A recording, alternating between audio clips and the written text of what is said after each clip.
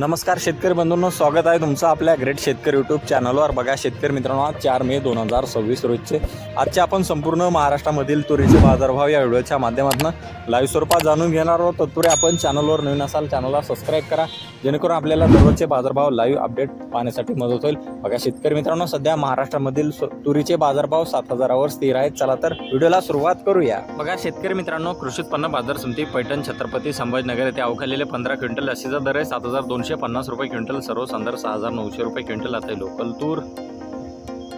बघा पुढील बाजार समिती आहे देवणी येथे अवकालेले 6 क्विंटल असे दर आहे 7581 रुपये क्विंटल जात आहे लोकल तूर। बघा पुढील बाजार समिती आहे अंजनगाव सुरजी येथे अवकालेले 230 क्विंटल असे दर आहे 7550 रुपये क्विंटल, सर्व संदर्भ 7300 रुपये क्विंटल जात आहे लाल तूर। बघा पुढील बाजार समिती आहे मांडळ येथे जास्तीत दर आहे 7200 रुपये क्विंटल, सर्व संदर्भ 7000 रुपये क्विंटल जात आहे लोकल तूर। बघा पुढे आहे शेवगाव बाजार समिती, जास्तीत दर आहे 7200 रुपये क्विंटल जात आहे पांढरा तूर।